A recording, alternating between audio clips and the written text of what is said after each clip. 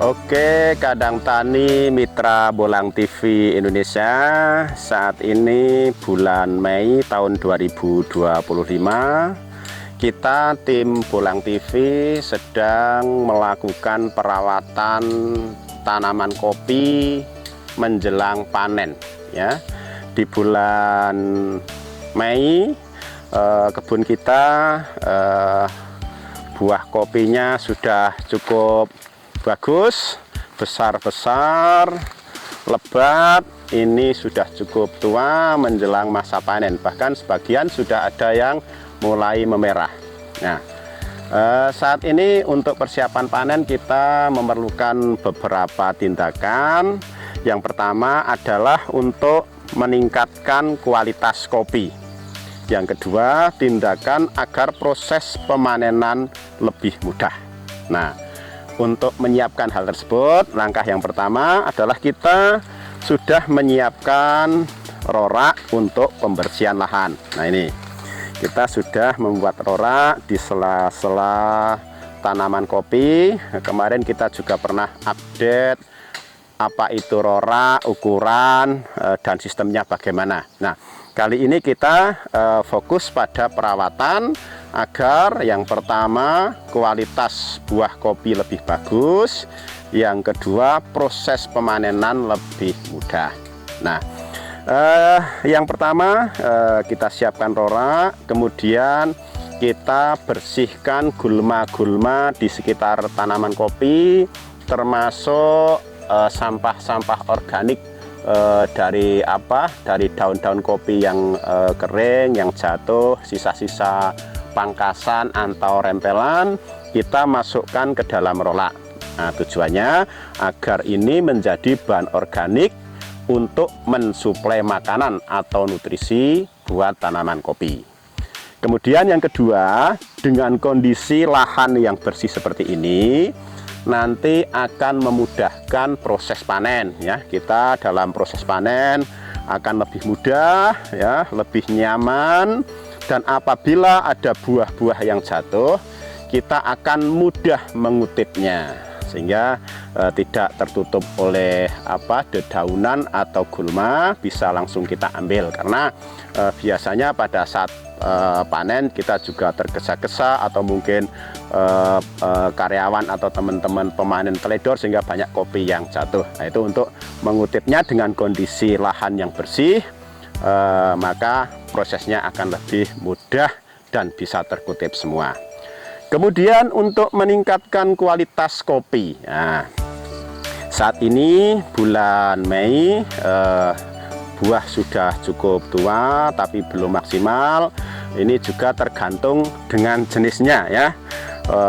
Yang jenis-jenis Robusta biasanya panen sekitar bulan Juli Agustus ya, saat buah sudah mulai tua namun belum maksimal. Nah, perlu kita lakukan perawatan ya. Perawatan yang pertama adalah pemangkasan ya. Jadi kita memangkas cabang-cabang atau ranting-ranting yang tidak produktif. Jadi cukup kita pelihara ranting-ranting yang produktif. Ini adalah bahan yang kita siapkan untuk tahun besok ya. Ini sudah mulai akan berbunga. Nah, misalkan yang tidak produktif seperti ini dalam satu ruas ada tumbuh 3, makanya kita kurangi 1, kita buang saja agar nanti yang 2 bisa maksimal. Kemudian cabang-cabang cacing, cabang-cabang kecil seperti ini kita buang ya. Termasuk nanti juga mungkin ada cabang balik atau daun-daun yang sudah tua ya, daun-daun sudah tidak produktif kita buang saja ya. Tujuannya agar nutrisi yang diserap tanaman bisa masuk ke buah semua ya, sehingga nanti buah akan lebih berbobot dengan kualitas yang lebih baik ya. Nanti bisa kita lihat contoh-contoh cabang yang perlu kita buang seperti ini. Nah, ini kita buang ranting-ranting seperti ini ya. Cukup kita pelihara 1 atau 2 ya, yang memang potensi produksinya tinggi. Nah, ini kita jadikan bahannya atau B0-nya ya.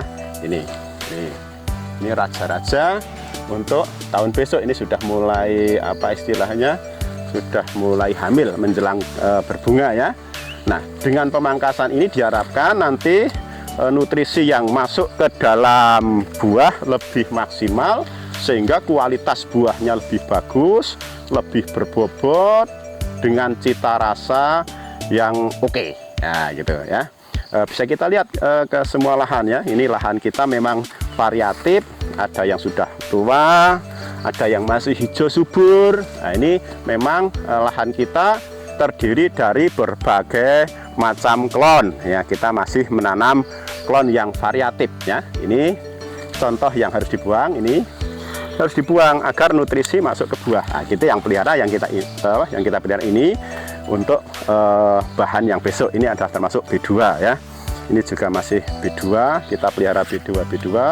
Kemudian bahan-bahan yang lain. Nah, ini ada cabang balik ya, meskipun berbuah, ini kalau kita pelihara ini nanti akan menutup bagian yang sebelah sini. Nah, ini nanti tidak produktif. Makanya meskipun ini bagus, kita buang saja agar nanti cabang yang ke arah sini ini bisa maksimal, tidak tertutup oleh cabang-cabang yang lain. Nah, ini cabang yang sudah tidak produktif, kurang sehat, kita buang juga.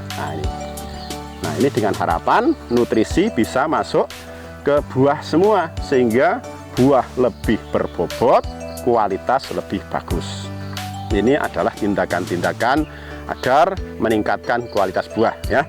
Termasuk juga apabila kita menemukan daun-daun yang sudah mulai kering, kita hilangkan agar tidak menjadi sarang sarang semut ya.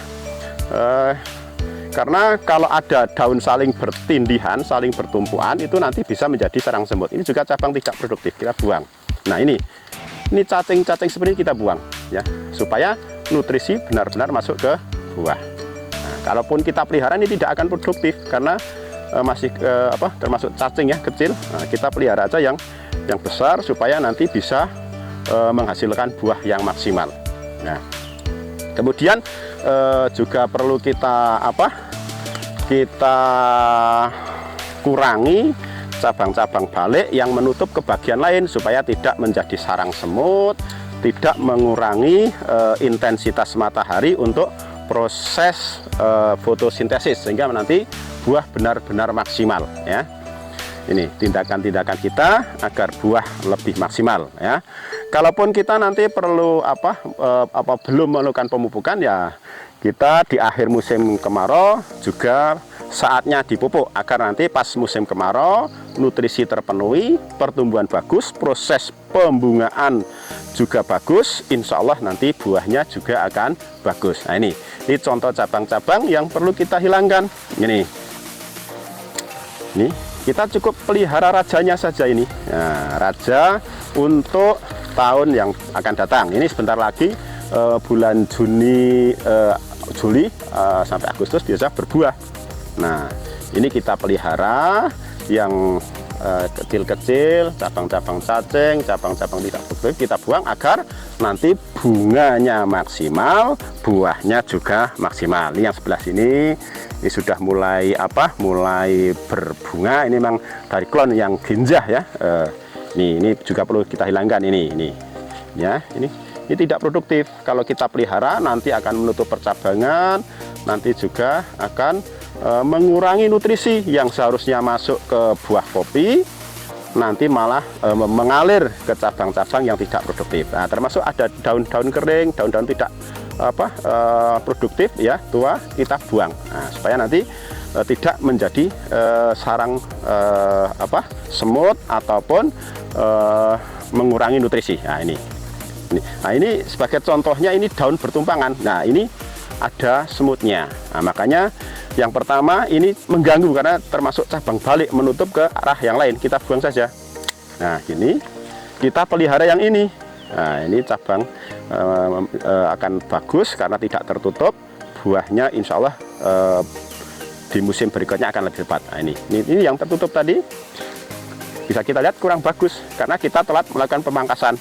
Nah, dengan dibuka ini semut-semut juga akan pergi.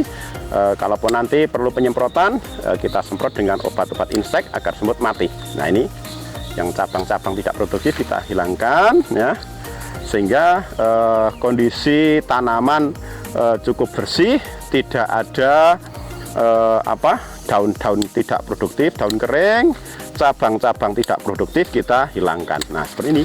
Jadi nanti proses pembentukan cabangnya lebih sempurna, tidak ada daun yang saling menutup, proses fotosintesis lancar, pembungaan dan pembuahan lebih sempurna.